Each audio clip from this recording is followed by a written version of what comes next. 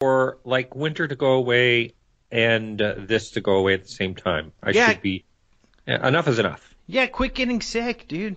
I know. So it was because the conference was ended about a month ago. You got sick there, which I understand a lot of people did. Actually, people were sick like crazy in Arizona. But everybody's over it. They've been sick for like a long time. I got back from my trip last week, and everybody's better, and except for you. You're sick again. Well, bronchitis, and then I got another head cold somehow. And I'm not in a place where I'm surrounded by people here in Maine. You know, I'm in Maine, so I'm really surprised. I don't know who the heck I caught it from, but I will hunt them down. Is it because it's really cold out there, too? I mean, has it been really cold? No, well, not for Maine. It's been pretty nice. But, yeah it's cold, much colder than Arizona for sure. Oh, yeah, it's been so nice. Oh, my gosh. It's been 80s, you know, just perfect out here. This is the reason, you know, people love to be in Arizona. Just like it was during the conference. It's, like, perfect, which is great. But, you know, it's going to inch up here in a month or two. It will start to get uncomfortable. But at least for now, it's great. The weather was the same on my cruise.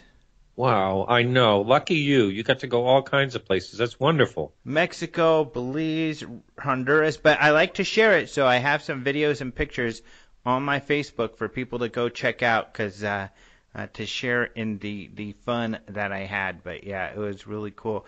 But I apologize in a way that I didn't have a show.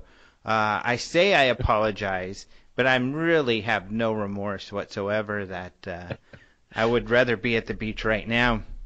Yeah, I got you.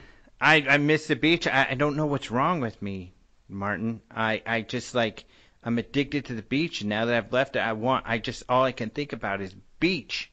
Well, you know, California might have that big one, and if so, you know, Phoenix could be oceanfront. You never know. That's a good point. Hang in there. Yeah, I would. Another 10,000 years. Yeah. Yeah, we'll see what happens. So I guess we should get on to the UFO stuff. Before we do. Oh, yeah. I'd like to announce for any of the listeners out there that I'm actually doing a little fundraiser, and you said you'd be kind enough to link it in the notes of this podcast, and that is for Cancer for Kids. So I don't have like tons of hair, but I'm shaving myself bald in honor of a family member who passed away of cancer as a child, and also just for kids with cancer. It's a great benefit. It's called Buzz Off One Mission. You can see that online. And the major, you know how some charities, not all the proceeds go, almost all the proceeds go, except for administration fees, right directly to the kids and their families. So anyway, you can see that. I'm shaving my head April 13th. I'm going to do it live on, I'm going to do a video of it. And anyway, I'd appreciate it if anyone wants to help out with the cause. All the money goes to the kids with cancer, and not me, of course. It's linked right on my website as well. Are you going to do this video on YouTube that you'll be able to share with people? Oh, God, I guess I will. That's probably what I should do. Or it'll be on Facebook or something, right? Yeah, I'll put it on my YouTube channel probably. That's awesome. A good idea. Because I will repost that mofo for sure. I hope I have one of those heads that, you know, work for being bald. Oh, you don't know, huh? I have absolutely no idea, and I've heard you can simulate it somehow, but I don't know. I'm just gonna go for it. I mean, if you're gonna, best. If you're gonna do it anyway, and hopefully your skull isn't lopsided or something. Very well could be. But if it is, the exciting thing is then people will purport that you have some sort of alien origins. They'll be talking about the new alien skull is Martin's skull. Yeah, I'll be like the Star Child or something. You never know. I might have a conical thing going on there. Yeah, I'm interested to see. Hidden by this massive hair I have. Yeah, that'll be cool to see what anomalies exist in the shape of your skull. Where I was dropped on it. Yeah. So my guest for today, moving on. Oh, by the way, I should say that is so awesome that you're doing this, by the way. I love to support charities and stuff, and I don't do it enough, so more than happy to do what I can to help spread the word. So this is really cool. Great. Thank you. So my guest today, by the way, is Erica Lukes, and we're going to be talking about, she was, up until recently, the state director for Utah, and they've got this great case. So I remember when it happened, they told me a bit about it, that they got this, this guy overheard this a pilot reporting a UFO.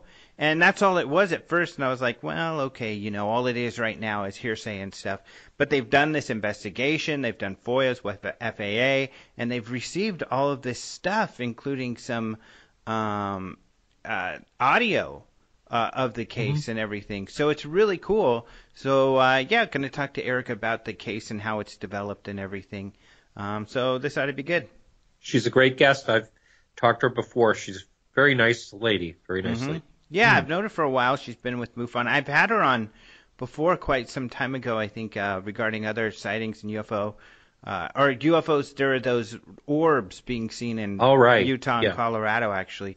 And the Colorado News caught them on their own cameras when they went to go investigate. So, yeah. So, yeah, those were interesting cases. So here's another interesting case. So, yeah, so this ought to be a fun interview. But before that, let's get into the news, UFO news. There's a lot of news since I've been gone for a while. I mean, and a lot has gone on recently. So do you have a story you would like to start us off with? I do, and it has to do with Hillary. Hillary pledges to dig into UFO files. Now, Jimmy Kimmel did it again. He had, of course, if you go back, he had former President Clinton on. He also had Obama on. Ben Hansen went through all the body language of these films, and those films in themselves are interesting. But Jimmy Kimmel did it. Hillary was on, and he asked her about the UFO question, and she was very positive about it. And she also mentioned that she uses the word UAP interchanges it with UFOs. And Jimmy made some jokes after she said, in all earnest, that she wants to look into these files, and if it's something that doesn't affect national security, she wants to let everyone know, and if there's nothing there, she wants to let everyone know as well. So it's a great little short interview, and you can see that right on Open Minds. And what did you think of that? I thought it was really cool, actually. I mean, she took it very seriously. She didn't joke like Obama did. I mean, I really feel that Obama is joking around every time he refers to this topic. Bill, of course, took it seriously and talked about how he had looked into it and everything. So she took it really seriously, which is kind of fun. Of course, I wish there were some more questions asked about some stuff. Like, for instance, in the past, like we have in our story, Lawrence Rockefeller had looked into UFOs. He's since passed away. He was very old back when he did this, during the Clinton years when her husband, Bill Clinton, was president. And he did his own UFO report, and, Grant Cameron found these records that show that, Lawrence Rockefeller is to send his UFO information through Hillary Clinton's office. Then there's a picture of Hillary Clinton talking with Lawrence Rockefeller, and she has this book about ETs. It's a more scientific book from Paul Davies, the professor out here at the University of Arizona, not university, but ASU out here.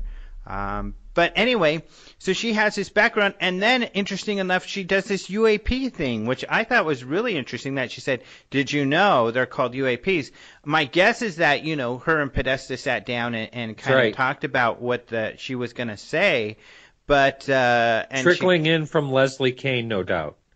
Well, I don't know about that. No, I'm saying, her talks with Podesta, I'm sure, because she is adamant about using the term UAP as more logical. I wouldn't be surprised at all. She does prefer to use that, but, John Podesta interacted with a lot of different people, including, James Fox and some of the other people that... So as much as I love Leslie Kean, and she deserves a lot of credit, she's not the only one who deserves credit. When it comes to their conversations with John Podesta. It's also, James Fox and some of these other people that were part of this original group that in 2012 where John Podesta came out and said, people need to release the UFO files. So, yeah, Kane's great, but yeah, a whole bunch of people. And I mean, Leslie Kane got that from other people in this research, including, she's very close with NARCAP and Dr. Richard Haynes.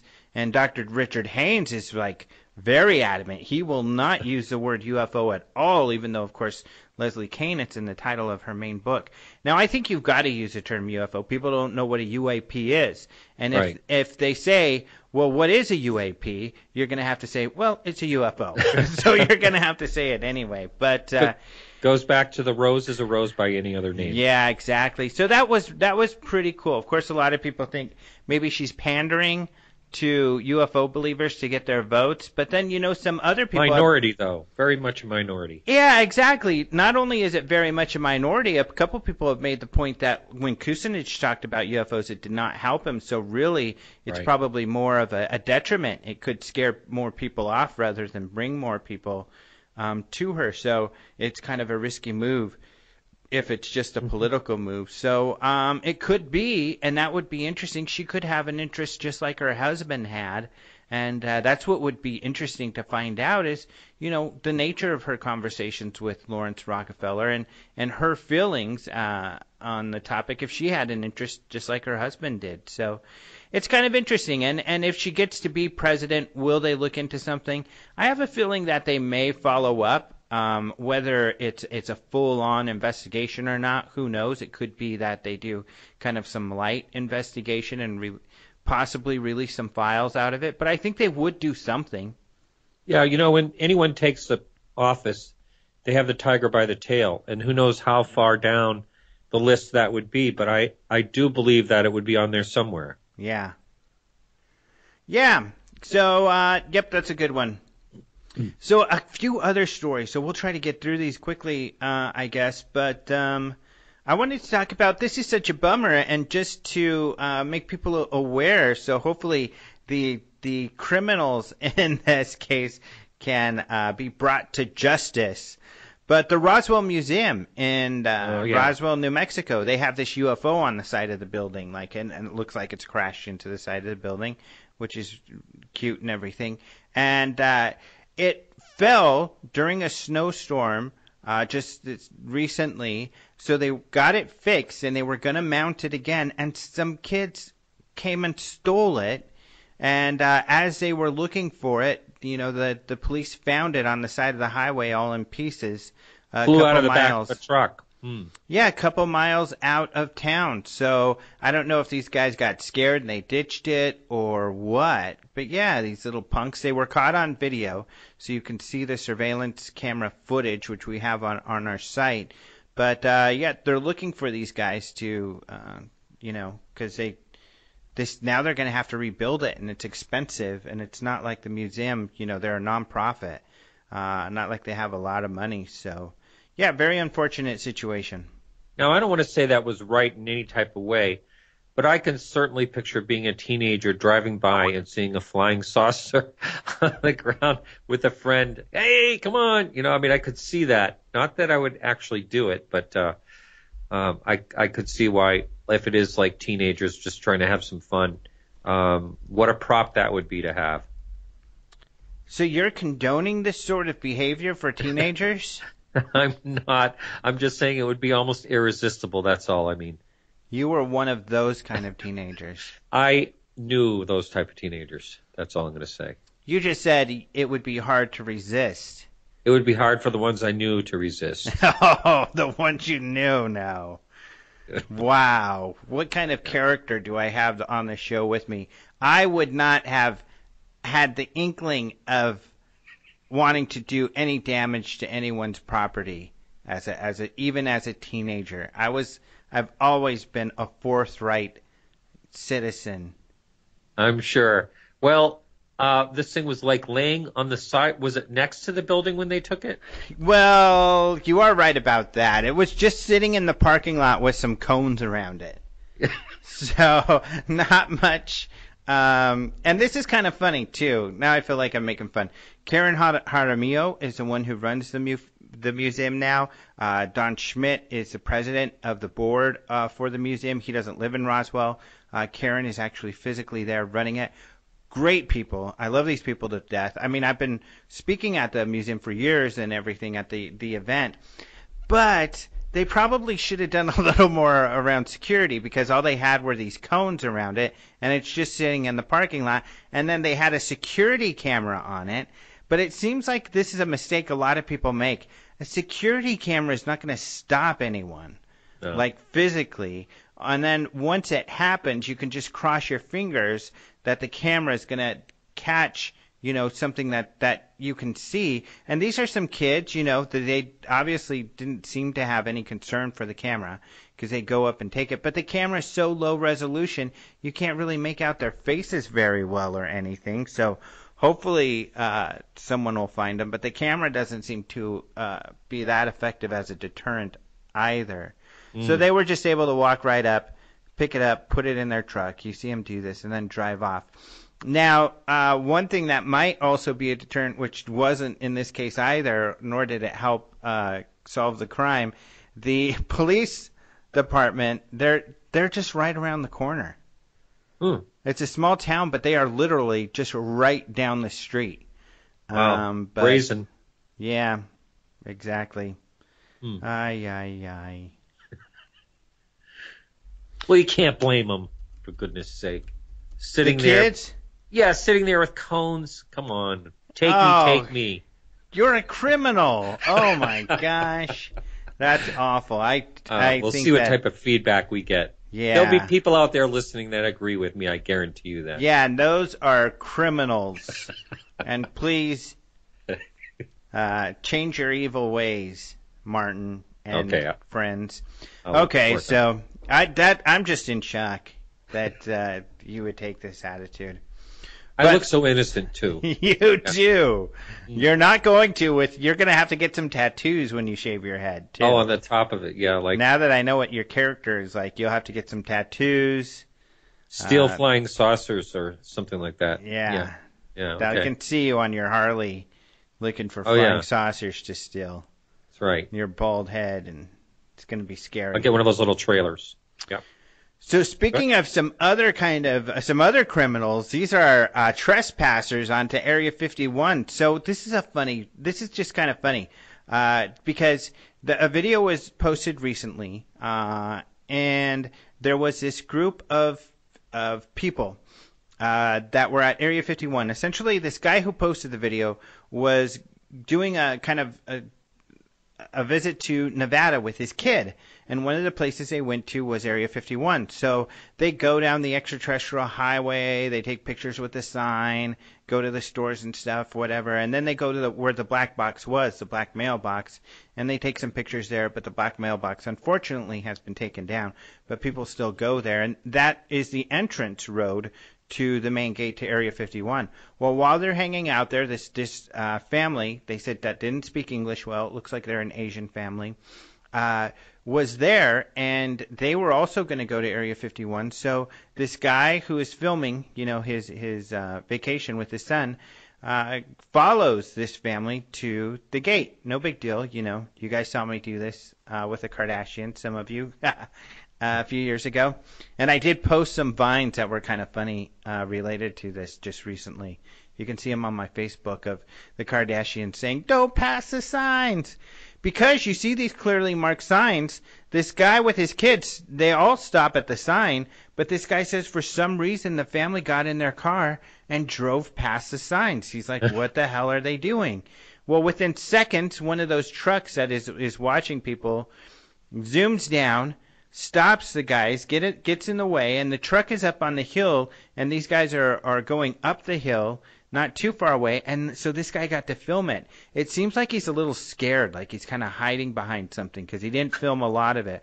But you see the people, the guards come out, one with a camera, one with his gun. It looks like they tell the people to come out of the car with their hands up, and they tell the driver to come towards them, and he has to walk backwards with his hands in the air to the security guards.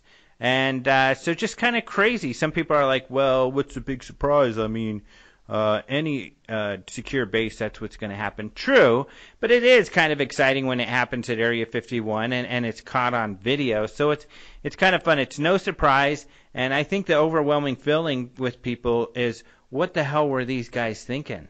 I mean, how dumb could that be? Although you, given what you just told me, are probably thinking, yeah, that's what I would have done. I would have busted past the gate and... Well, I was just going to ask you if you rammed the security truck. When you first started this, I was going to ask you, because you said something like, "This is fun," so I was going to give you a hard time, and you just took that away from me. Now, it's a fun story. I see. Now, I was trying to go in their shoes. This is an Asian family. They probably thought there was going to be a gate. Maybe they weren't able to read the signs or just didn't really know what the signs were all about. It is kind of weird that there's not a gate there. That's a good point. You have a really good point. Yeah, because they just, in 2014, and I have this in the story too, because the camera ends with those guys, like the driver gets up to the truck, they've all got their hands raised, it's kind of a neat picture and stuff, and then the guy stops filming and he's done. So you don't know what happens. He says he assumes they were arrested. He's probably right, because it is trespassing onto government land, and we know from the past that the local police will come and pick up the people, and they'll get in trouble for it. And in 2014, a tour van drove past those signs, and the van driver regularly took people there. He knew what was going on, but and it looks like because they had cameras inside the van and outside. They have a bunch of GoPros mounted on the van, so so they can capture video of stuff. But the guy is just talking to the tourist in his van, and he said that he just didn't notice. He was too busy gabbing, and he didn't notice the signs. I believe him. I can see how that could happen. Because there is no gate. If there was at least just a simple gate, even if there were some of those safety cones they had around the UFO in Roswell, that would stop people to where they would stop and then see the signs. But yeah, they don't have anything, so you can just drive past. And what happened with that tour van is that they all got arrested, which was really embarrassing. They eventually, I believe, let the tourists go, some of which were from other countries, Europe. I think they were German or something. And the van the guy got fined, and I think he got fired, unfortunately, or his license for doing tourism was taken. Hopefully that's been resolved by now. But, yeah, he got in trouble for that. So you're right. I mean, it is easy. So if these guys don't know English or how to read English, then they wouldn't know what the hell those signs were saying at all. Right. Yeah. Well, I have yet to watch the video, but I'm going to. Yeah, check it out. The last story I want to talk about, because it's another big story, is actually a UFO one. And this is Aaron Rodgers, the quarterbacks for the Green Bay Packers. I'm only finally writing the story today, but I do have something new to add, which is that his friend spoke to NJ.com, a New Jersey newspaper, and confirmed all of this. But Aaron Rodgers last week was on a radio show, and he talked about a UFO sighting. And he was hesitant to talk at first, but you could tell he was, once he got into it, really excited about it. This was like a big deal to him, and he had looked into UFOs. I don't know if he looked into UFOs prior to this sighting or after, but essentially he says it was 2005, just before the NFL draft pick, of which he was the number one pick. He was over a friend's house in New York, not New Jersey. He said New Jersey, but that's one thing his friend corrected, was actually it's near Jersey, but not exactly Jersey. That was the only disagreement his friend had. But they're sitting in the house. They hear these weird horns. They go outside. They figure it could be because they weren't far from a nuclear power plant. When they go outside, they see this weird orange light, and they see it streak across the sky and fade out. They likened it, at least his friend, Levi, who was also a quarterback with him at California and the university he went to. And he said it looked like Star Trek when they go into warp drive. That's the only thing he could explain. It was then kind of cloudy, so they didn't see the jets, I guess, but they heard what they think were 4 fighter jets flying by. And Aaron Rodgers is like, this is a UFO. This is absolutely a UFO, what I saw. It fits UFO reports, and he even goes on to say that, UFOs are often seen to be followed by jets, and they're by nuclear power plants. So it seems like he knows something about the topic. And his friend said the same thing. His friend said it was such a big deal to them that whenever they see each other, almost every time they see each other, they talk about it. And his friend's family was there, and they all witnessed it as well. So kind of neat. Oh, yeah. Yeah, he said there's nothing else it could be but a UFO.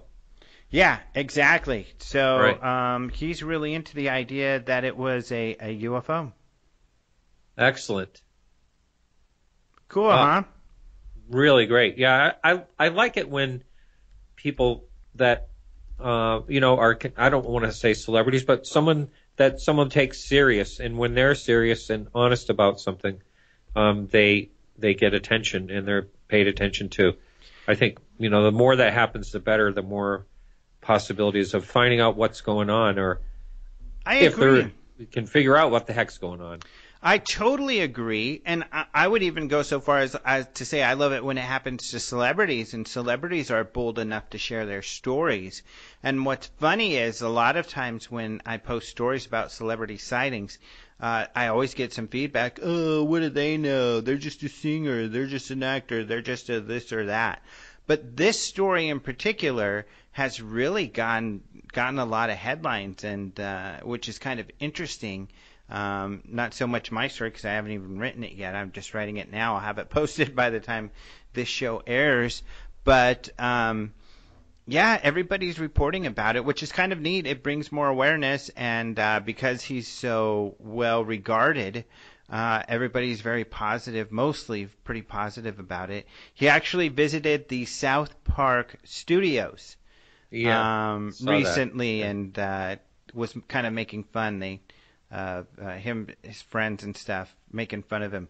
But it is, they're making fun of each other. But as friends in a friendly way. But still, it's an example of how anyone who comes forward with a sighting, you got to kind of have some thick skin. Because even if your friends are teasing you in a friendly way, sometimes it's like, why even bring that upon myself if I don't have to?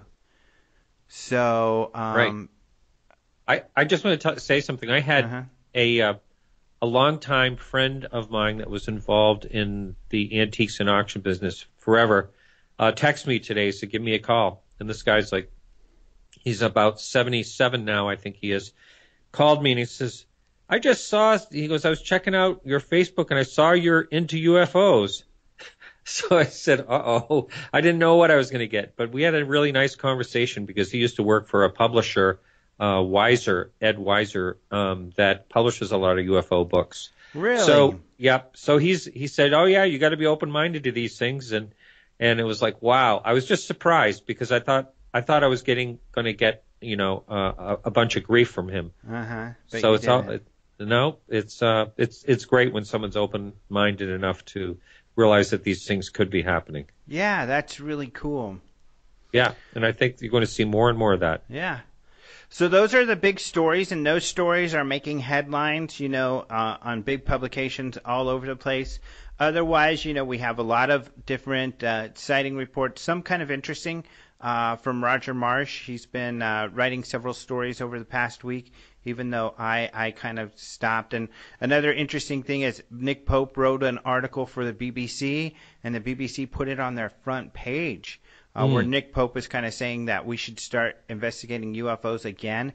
And they even put the story in the editor's picks section of the BBC. So that's really cool. BBC in the past has been a little more skeptical when it comes to UFOs, so that's really cool. But lots of other cool news. So, well, thank you very much for joining us, Martin. It's interesting to find out about your dark side. Well, we heard about the dark side and the light side, your yin and your yang. Even though you're more criminally minded, you're also... That's why I'm shaving my head. Yeah. Well, that works for both purposes also, because now you look more of like a bad mofo. Yeah. but it's also to help support these children and leukemia. So That's right. I'm gonna get a Heisenberg hat. That would be good. Get Think an I'll do earring that. too. It's some kind of dangling skull Oh earring. yeah. Yeah. Or a dangling UFO earring. That'd be Perfect. Cool. Yeah. All right. All right. Thanks, man. Thank you too. All right. Well, let's go ahead and talk to Erica. I am very excited to have, and I'm excited to talk about this interesting case. But I'm excited to have Erica Lukes on the show. Hello, Erica. Hello, I'm excited to be on your show. I always listen to it, so this is a great honor. I'm excited. Yeah, so it's funny because you know how I always talk about being excited. Yes. And you're excited, so that's good. Excited. This will be exciting then.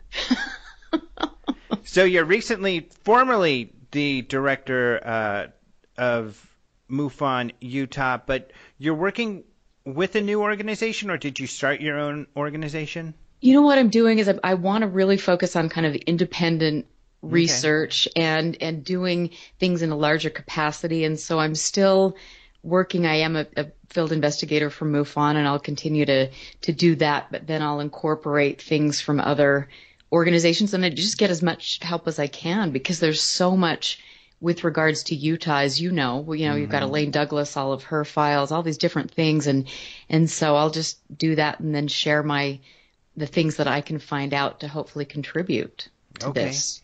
Cool. Well, whatever else you're working on you want to talk about, that's great. But I guess, because I have had you on the show before, we've talked about other sightings, but let's get into this really cool sighting that you're working on. Well, I guess report or case that you're working on now. So how did this all start? It was something a guy heard a pilot report on a ham radio. Is that correct?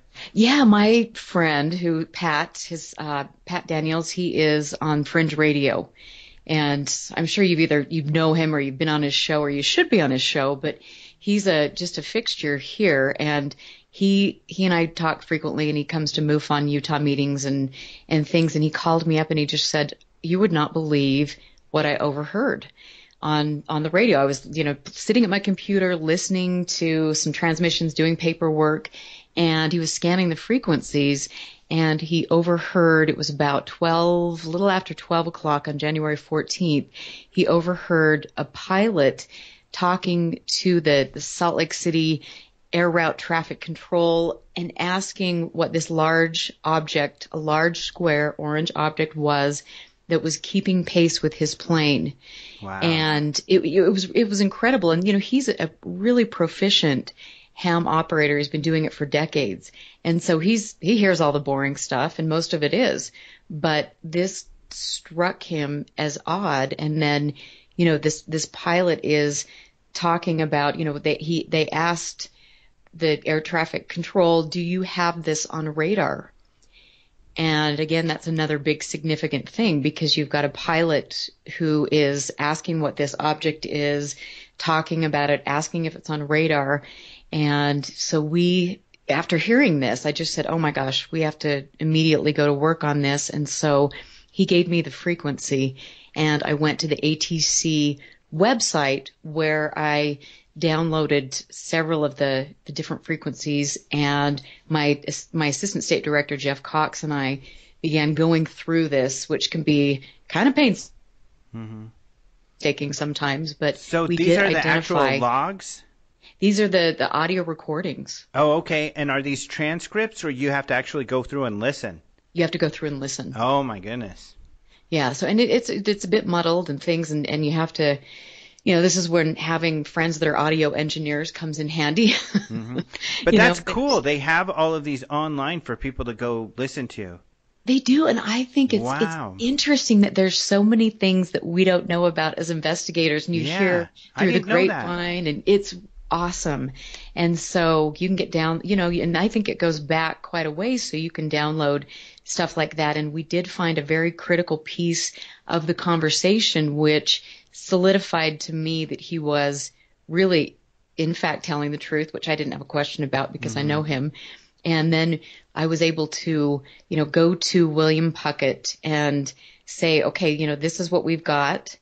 What are we going to do with this? I think we need a FOIA request. Will you help me with regards to that because, FOIA requests are tricky and you have to be very specific with what you're asking for. So we submitted a FOIA request. And maybe you could explain who William Puckett is too. William Puckett is a researcher, and he is head of UFOs Northwest. He's done lots of radar analysis. He's a brilliant, kind man, and he researches this. He still works he's a field investigator for MUFON. He was state director, but now he's a field investigator, and he does a lot of his own research. And I think his background is in weather radar, which makes him invaluable because he's like a radar expert, right? He is. He is incredible. And he just he's so happy to help me. He's helped me before on another case here. So we submitted the FOIA request and we asked for the radar data and for the audio files and then the tower logs. And miraculously enough, 6 weeks later, we got back a significant portion of what we had asked for, including audio recordings that were much clearer for us with regards to the pilot saying, American Airlines flight 434, and I'm viewing this large orange square. What's the town that's closest? And the reply is Nephi, Utah. There is a bit of the conversation that is missing, and through analysis that William did, it says that it does look like there was a little bit of the audio that had been redacted. So this makes it all the more intriguing to me because, again, I believe that there is a significant portion of audio that was either switched to another frequency or redacted from what we received from the FAA. Now, is that something that FAA does? Do they redact? Because, for instance, with government files, they'll redact names, addresses, telephone numbers, things like that. Does the FAA do something similar? Well, I would certainly think they do, because if this is any indication, and I know that you've done FOIA requests or investigated lots of cases that have we've done these FOIA requests, and it is painstaking sometimes to get information from the FAA. So whether they do that on purpose or whether it's just that they don't have enough time in the day, they're probably, have other things to focus on. So it was intriguing, but then you get all of this radar data back, and when you analyze it, we found 106 radar returns over an area that was across, it was almost, by estimation, 9 miles across. And it was right over I-15 in a remote part between Nephi and Levan, Utah. And so, with the radar data, were you able to see the commercial airline you're referring to, and then also some other unknowns? We saw 106 unknowns, to be exact. And so does William believe these to be separate objects, or just the one object in different places? You know what? That's a really great question, and I think, and he and I have had lots of conversations about this, but because the radar towers on both sides were significant distances away from these returns, we wonder and we speculate if this wasn't one incredibly large object. Wow. So the pilot, I just think it's one thing that's really exciting about this, and I thought it was exciting to begin with when I first heard about it, and I think maybe you sent me a note or I saw it on your Facebook or something, I can't remember, is just how exciting it would be to be your friend listening to ham radio, because he probably listens to it for hours on end, and then finally to hear what he's probably been looking for, this incredible sighting. It was definitely the mother lode for him, and we've all been so excited because it was just, we get the information from him and then go to William, and William's excited, and people are working really, really hard, and you go through, when you're investigating cases like this, real peaks and valleys, of emotion, because it's really exciting, and then you think, oh no, could it really be something that is explainable? But we know, William has done some anomalous propagation. We know that he's done analysis on all of these things, and we've talked to other experts in the area, in the field, and everybody admits or agrees that this is a really spectacular case. I think I saw a quote from Puckett saying something like, it's one of the most significant radar cases he's come across. I know, isn't that? I'm just so happy about it, because it was really it was the luck of the draw, and then it was a lot of hard work that went into that. My assistant state director has been just fantastic, and he went down to Nephi and actually took video of the places. He stood in the places where the radar returns were, to show that the landscape, which is very barren. And then we've also been reaching out to the community to see how we could make them comfortable enough that they would come forward with stories. And we're finding that people down there have stories. There's something going on there. But, how do we break through that kind of small town wall to get good information from them? Mm-hmm. So the object that was seen, I guess, from what you've been able to gather, what was seen when, how was it described, and do you have an estimate of maybe how fast it was moving or how high it was? It's very interesting, and this is where we're just kind of stumped here, because we're seeing the radar returns, and they're in the same area for 30 minutes, which is, we obtained the radar data for a 30-minute time span. And so it's very peculiar, but we don't know what the elevation was, the altitude. It has to be well above, it's probably 5,000 feet, but it's really hard to kind of pinpoint those things. According to the pilot, the pilot was at 31,000 feet, and this object was below him, not too far. So it could have been, who knows, 29,000 feet. But it was interesting, and to listen to the pilot talk about it, and then to listen to my friend Pat talk about the other portion of the conversation, it is fascinating. He was concerned about something, as well he should have been, because he's viewing a large square orange object, and he has no clue what it is. So you can hear his concern in his voice. Yes. And then what did he say he saw? Orange and square? Yes, a large bright orange square. And how did he estimate a size or anything like that? No, he didn't. And unfortunately, like I said, there's a portion of that tape that we will probably never be able to get our hands on. And in hindsight, had we gone in and done a FOIA request on a broader scale and tried to get the transmissions, the audio tapes for any aircraft even remotely close to Nephi, Levan, Utah, that's something that we should have done. We're actually going to still try to see if we can do that, but the FAA dumps data after a certain point in time. But this object was large enough that it had to have been visible by people driving on I-15, people in the area. So what time and which day was it seen? So it was January 14th, and it was right about a little after 12:05-ish in the morning. So the wee minutes of the morning. The wee minutes of the morning. I'm not up that late, but On January 14th, just in case anybody listening hopefully saw whatever the heck that was. And I know there are websites that have some historical data, Flight Tracker.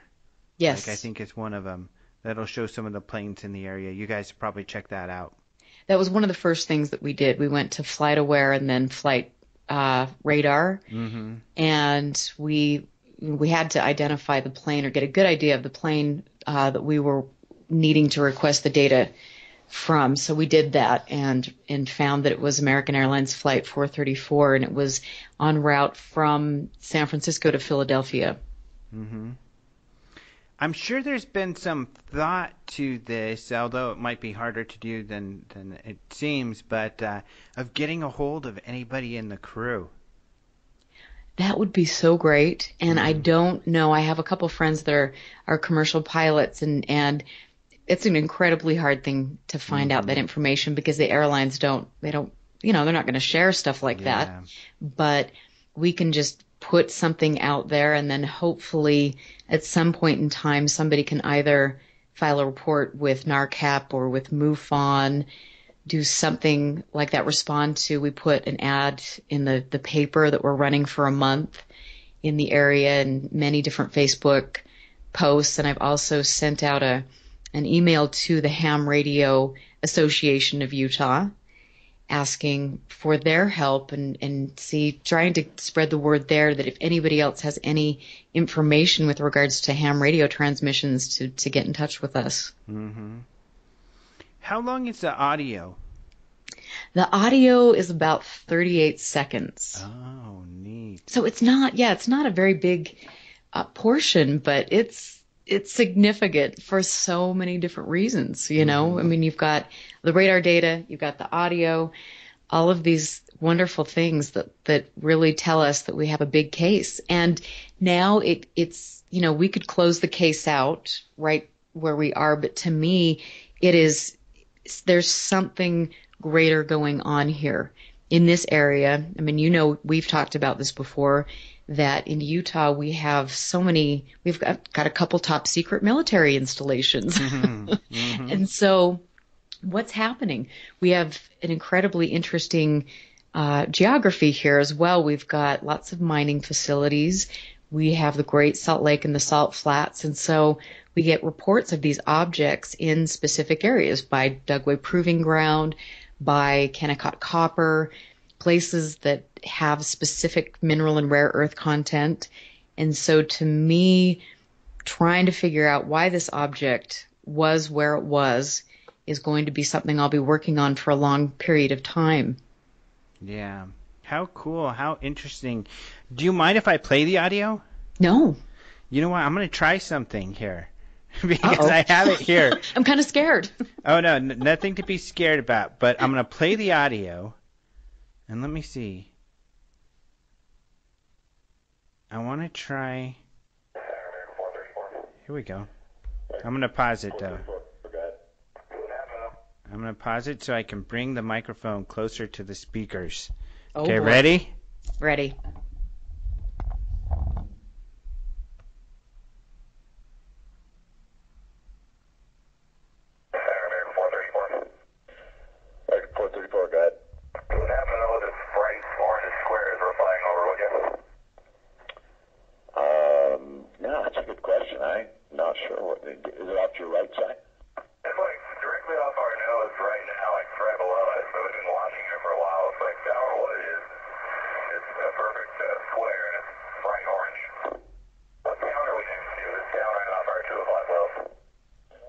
American 434, that is Nephi, Utah. Nephi, okay, cool. Now, see what I can find. Thank you. You bet.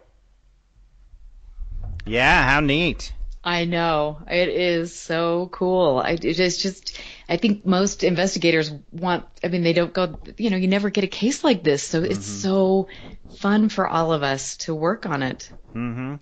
What's interesting, too, is how he says, is it on your right? I mean, yeah. I wonder why he said that, why he assumed it was on the right. It turned out that it is, right? Mm-hmm. So I wonder if he saw it on radar or something and just didn't want to admit that, because it's kind of interesting that he says on the right, but then he says it's right by near the nose. But yeah, how weird, huh? It is really weird, and I think when you hear, Pat talk about this and what he witnessed or what he overheard, there is, they were concerned about something. Mm-hmm. There was something that they didn't share with us with regards to that, and who knows if they had it on radar? I don't know, but whatever it is was significant enough for a pilot to go on the air and ask about it. Mm-hmm. So does Pat say he heard more than what is in that audio? Yes. Okay, so they did talk more about it. Yes, they did. Mm-hmm. So, but unfortunately, that's the part that's missing. Yeah. But, I mean, hopefully, maybe somebody, even through the Ham Operators Association, somebody can step forward so at least we have some corroborating evidence for what Pat's saying. I mean, even anything like that would be helpful. Mm-hmm. That is what's also strange. It's just the description. I mean, an orange square. It's not a usual shape for us, is it? No, I mean, an orange square. What the heck? It's hard to even conceive what that would look like. It's definitely a little bit mind-bending there. Mm-hmm. And I've tried to find reports. My assistant state director and I have both been trying to find reports with square, objects. And it really is, it's a little stupefying, but we have found a few out there. And, could it be, I mean, I don't know. But if you hear anything, you have to let me know. Mm-hmm. Well, what I wonder, and what's good about it being an orange square is that makes it a little more difficult, well, for the pilot or anybody to identify. It's harder than to say that because it's so specific. That's not what lights from a drone or a balloon or anything like that are typically described as. Right. Even a blimp or something, you don't hear that description unless for some reason. I mean, is that most of Utah is pretty rural. Is that a rural area? Very. Yeah, it is.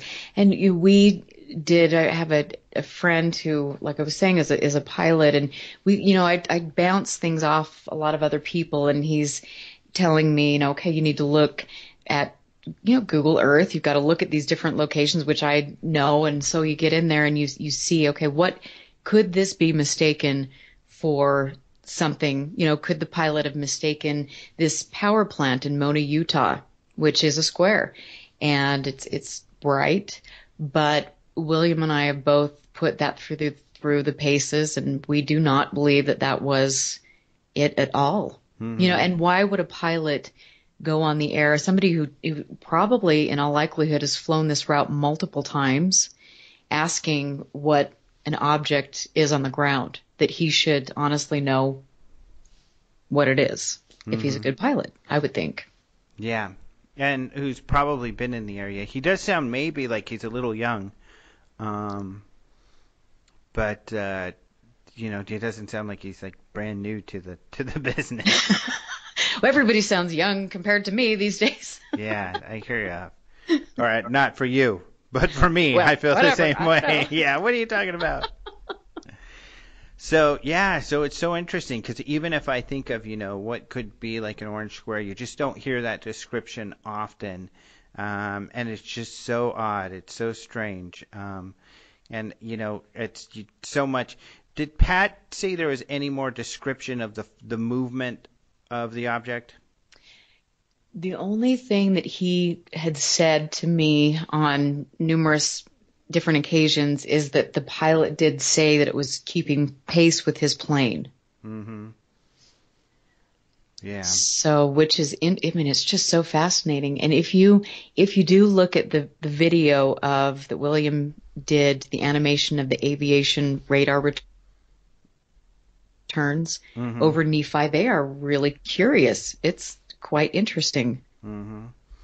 And this video all can be found at that website that you mentioned, his website, which is UFOsNW.com. Yes. UFOsNW.com for UFOs Northwest. Well, this is great. This is a really neat case. I am so excited. And we have, a couple, when I've done some digging in the MUFON archives, the CMS, there have been some other reports in there from pilots or people in the area that have had similar experiences. And so there is definitely something going on. I don't think this was an isolated incident. I think that, I am quite sure that the, government probably knows about this and is keeping tabs. since we do have, all of this restricted airspace and top secret facilities. Happens to be, a lot of stuff in the area. Like around Salt Lake, what is the name of the one that, a lot of people feel is the new Area 51 out there? That is Dugway. Yeah, that's right. Dugway Proving Ground. Yeah, and that place is special for many reasons. It's a trip, but and then we've got thousands of acres dedicated to the Utah Test and Training Facilities. We have the NSA. So we're a little hot spot here. Yeah, just like kind of the whole area there, Utah and Colorado, Arizona, Nevada, of course. So has this story really made much news as far as you're aware? Unfortunately, it hasn't, which I am completely stupefied about. I did do something for Jaime Maussan's TV show down in Latin America, which is good. And I will be writing an article that hopefully will get good exposure over in Italy, thanks to Paola Harris. And so I'm trying to get the word out because it is important. And the more I find out about this, I think that it'll just be really a case that we can look back on and hopefully learn a lot from. Yeah, I noticed Billy Cox in his blog for the Sarasota Herald Tribune wrote something on it, but his blogs are titled, he never has the term UFO in the title, so you never know what he's writing about in his story. But luckily I had clicked on the story. I read his stories, and I saw he had written about it. Oh, that's great. Also, I haven't read the whole story. I just remembered that right now, that because I was trying to think, and we've talked about, I was out of town, so I feel like I'm still catching up. So I wasn't sure if it had been in the news, but it is an interesting case. And then did Coast to Coast do something on it or write something? Not that I know of, but Okay. I would absolutely love any help in that regard because I would love to talk with them about it. This is, and I would like at some point in time, hopefully MUFON can do a story on this because it really is, for MUFON, this is a big case. Now, are you the lead investigator on it? I am. Yes. Yep. And have you guys, you all submitted a report yet? I have not because I'm still working on it, and I have things that I've put in there. I put in the audio recordings, the radar returns, the maps, different things, and so I will be finalizing that investigation. But it's just to me, like I was saying earlier, I can't just close it out and say this was a really interesting radars and audio.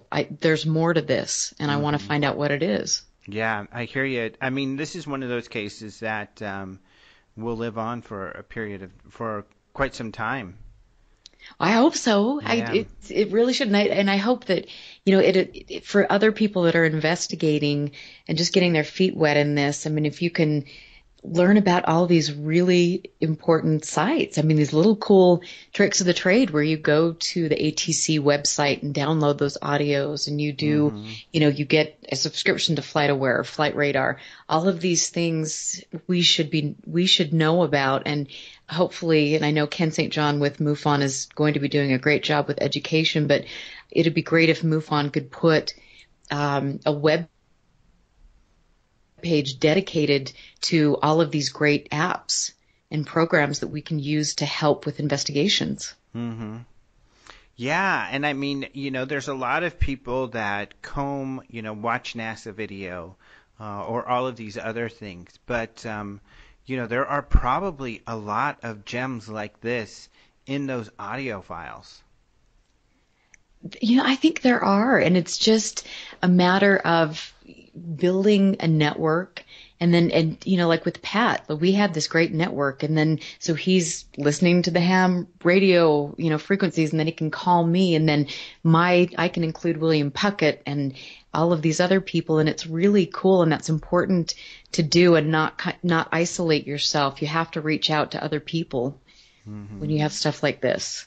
Yeah, exactly. So, are there some other cases you're working on as well? Right now, I am always researching Skinwalker Ranch and Oh, the Uinta really? Basin.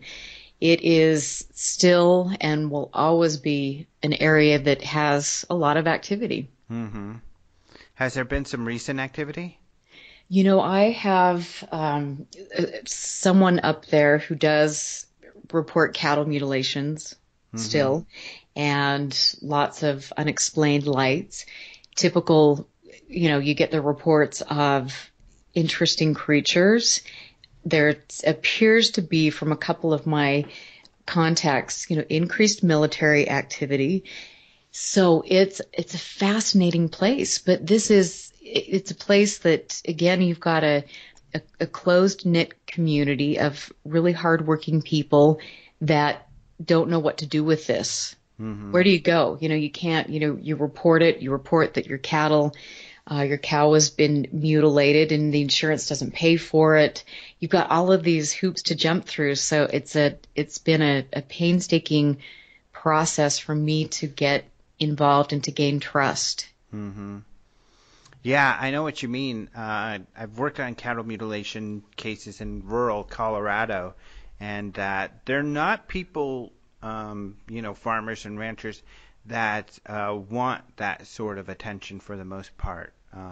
A lot of them are very private people. They are, but I think it's so frustrating for them because they're losing thousands of dollars, Yeah. and it's very disconcerting to them because some of them will witness things that they can't explain. And, in a person that I know that has had reports of cattle mutilations, I mean, they have been in contact with the Utah State vet. And from reports that I have heard, the Utah State vet has sent the bodies to Utah State University. Mm-hmm. So, which is interesting. So then, Right. I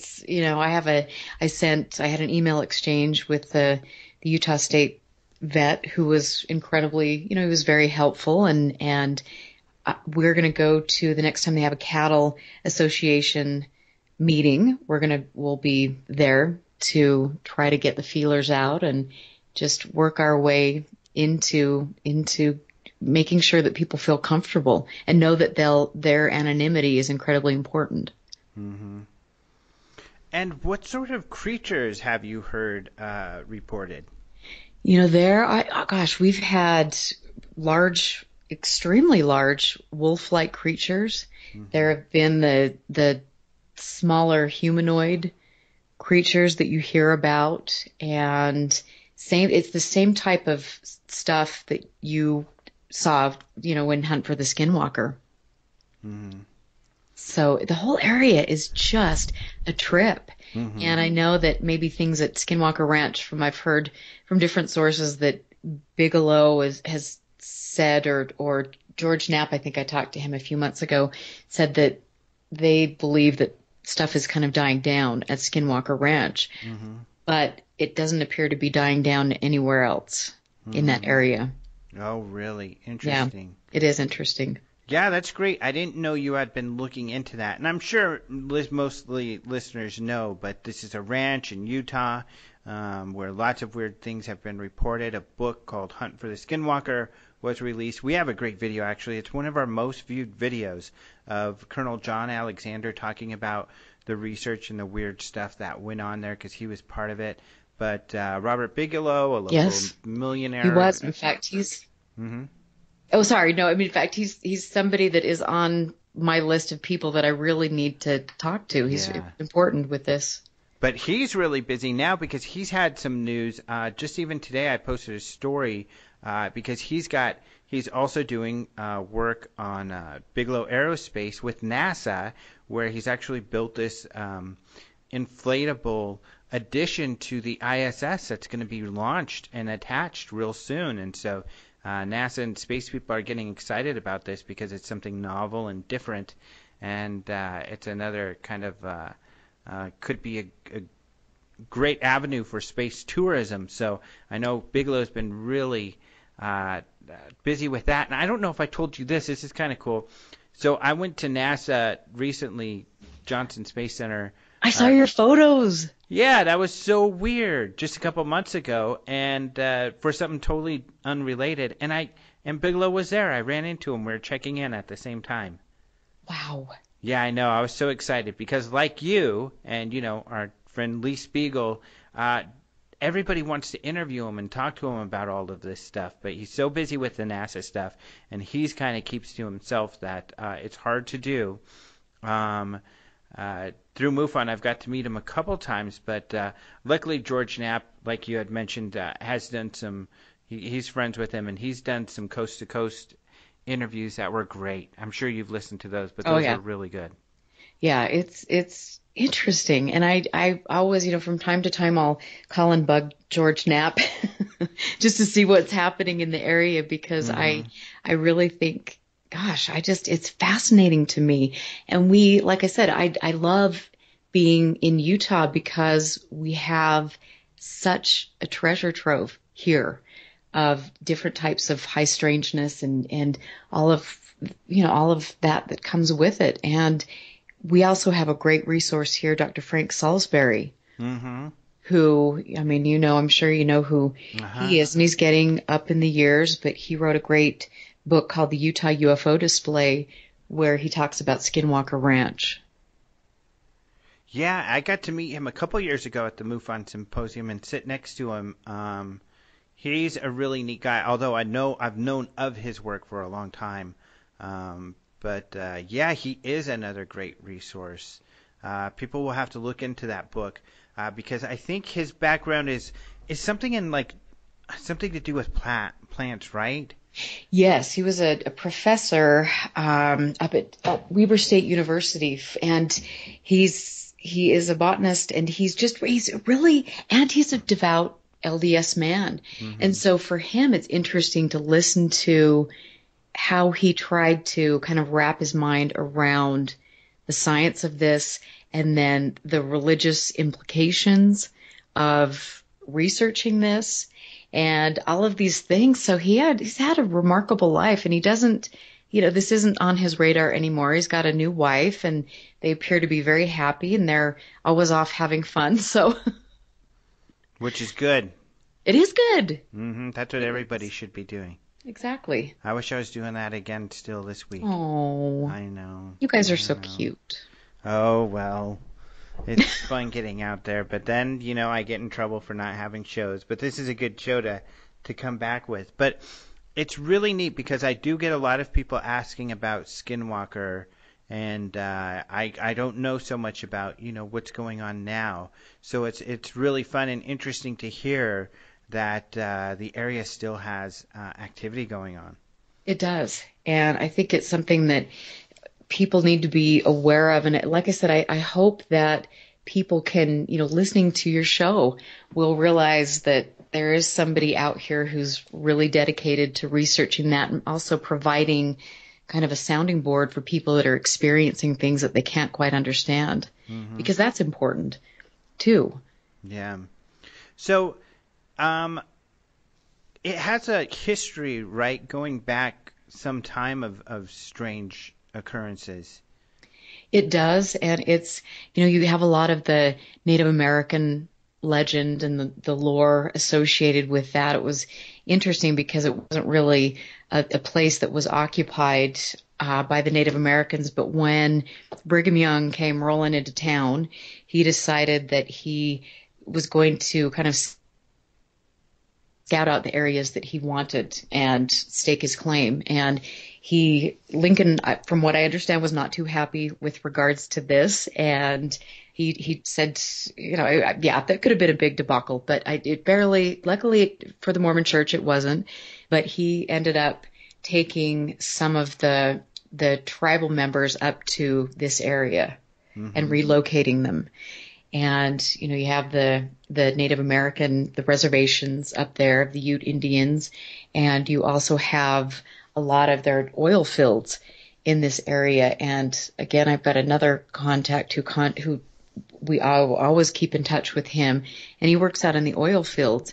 And it is very commonplace for everyone out there to see unidentified objects. Really? Yeah. Wow. And again, it's like, well, there's the UFO again. Mm-hmm. You know, what do? You have to go about your life. Who do you report it to? What would they do? And then how would that affect your family? And Mm-hmm. Is it mostly like lights moving strangely that they report? you know, they're out there during the day a lot of times. Wow. So they do report, you know, has reported solid craft. Mm-hmm. And then you do get the lights, behaving strangely, different things. He's an interesting person, and he's somebody who has multi generations. He's got his mother and his grandmother that have had abduction experiences. And so I went up to that area about a year and a half ago and did an investigation and sat down with the grandmother and the mom for a couple days and just videotaped their statements, went to different locations with him. We went out by the oil fields, and it was an incredible experience for me as an investigator and for their whole family. Mm-hmm. Would you say then that area by the ranch is one of the major hot spots in Utah? Absolutely. Would it be the biggest hot spot? You know, I think that, oh my gosh, we have a couple that I can think of, and I think Salt Lake is a hot spot. I really, really do. I mean, I know the majority of the reports that we get are in the Salt Lake Valley. You know, we had that mass sighting that you and I talked about a couple years ago, where we had these large or the white spheres hovering over the NSA and in that area for a considerable amount of time in the world's, you know, most restricted airspace. It was a fascinating case, and so we see that here as well. Mm-hmm. So, yeah, the city's another hot spot. Well, very interesting. Well, really cool. So where is the best place for people to find about what you're working on? So I have a website, and I'll be posting different articles and then updates on my radio shows. This week I get to talk to Ted Rowe, which I'm so excited about. I mean, you know Ted, and NARCAP is such an important organization with regards to really credible scientific research.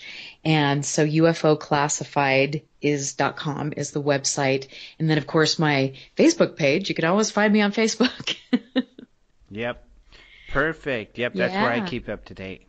Well, you know, you gotta love Facebook. I'm telling you. Sometimes it's a little, you know, a little negative, but I try to. Yeah, sometimes it's best to ignore the comments and just, or at least from people you don't know.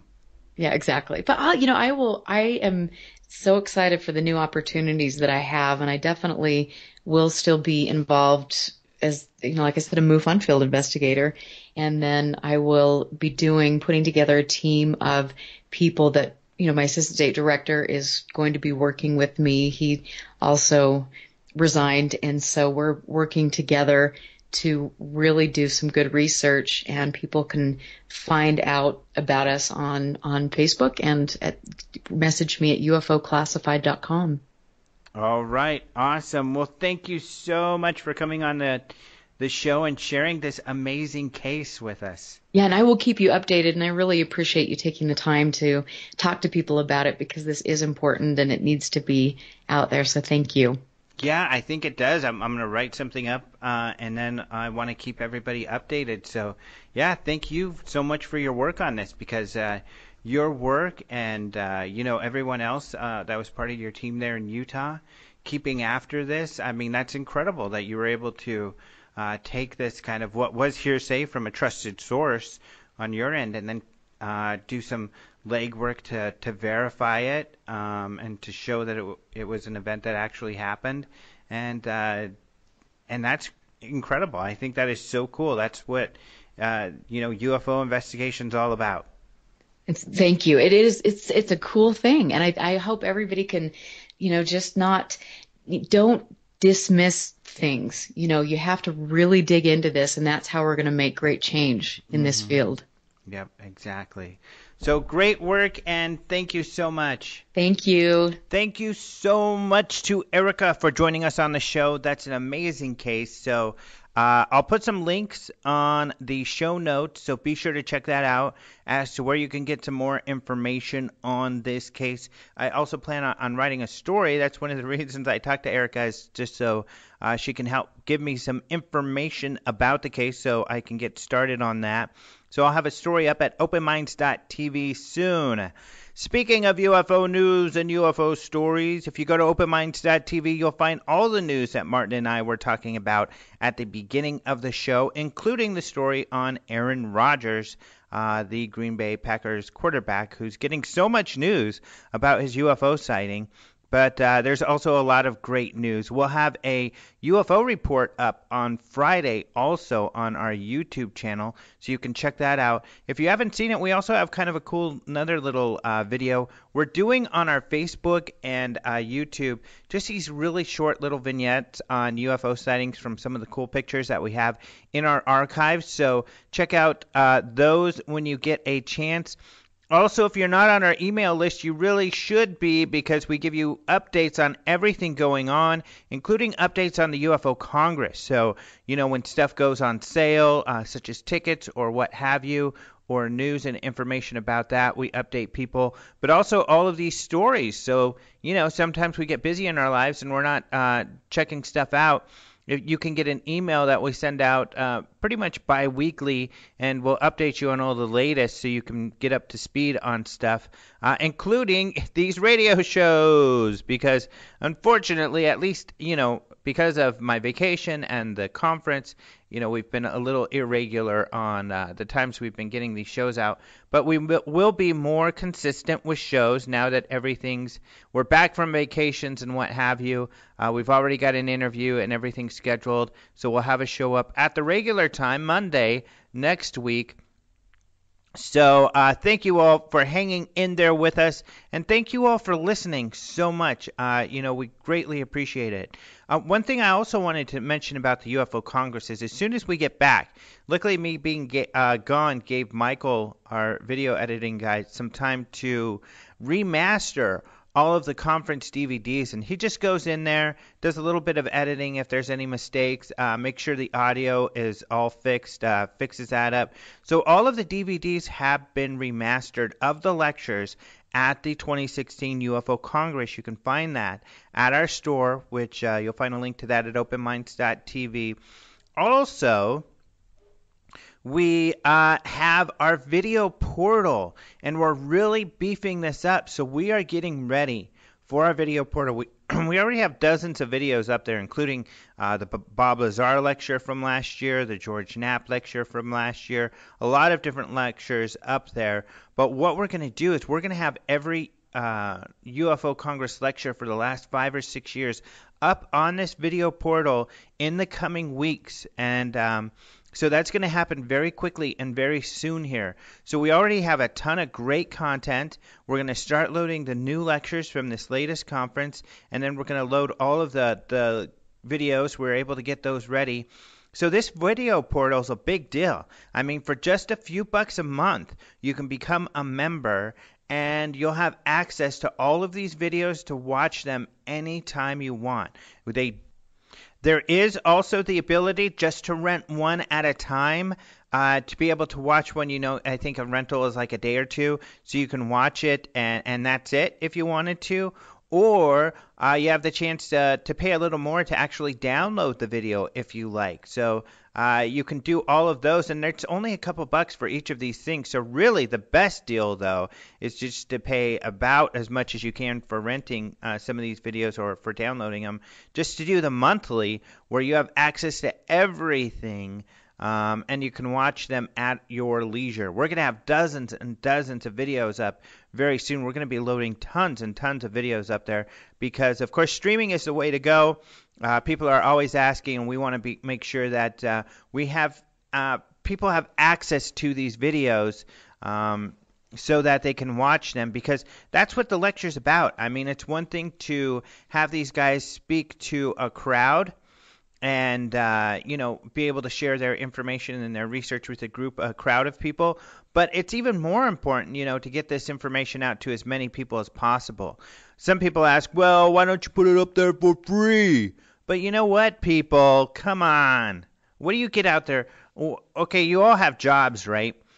What if at your work you started offering everything for free? You wouldn't have your job for very long. And if we started offering everything for free, we wouldn't be able to exist. So it literally costs hundreds of thousands of dollars to keep Open Minds running, of which we make some money off of the DVDs and the conference, but not enough to cover all of our expenses. So luckily, my boss is really into the topic, and he's willing to spend some money each month to keep Open Minds, a lot of money each year to keep Open Minds running, to get this information out. And we already have tons. And as you know, we already have tons of free material. I mean, our daily news updates, our Open Minds UFO report, and this radio show are all free and open to the public. So, if you appreciate all of this, we're not asking you to donate anything. The best way you can support us is just by going to the video portal, paying a few dollars to watch a video or to join the monthly and watch some videos every month. And that's like a ton of help for us. That really helps us out a lot, and you get something for it. You get access to tons of amazing talks. And when I mean amazing talks, Emily Trim, the witness to the Ruwa encounter, her talk was just breathtaking. I mean, people were just, you've heard from a lot of people, including Martin, about what a great moment that was. Of course, being able to see Jacques Vallée talk about, and just to see him in person, to see what he's like and what he's up to these days, and to see his genuine interest in this field still exists. But just a number of other, Chase Kletsky, who we've had on the show,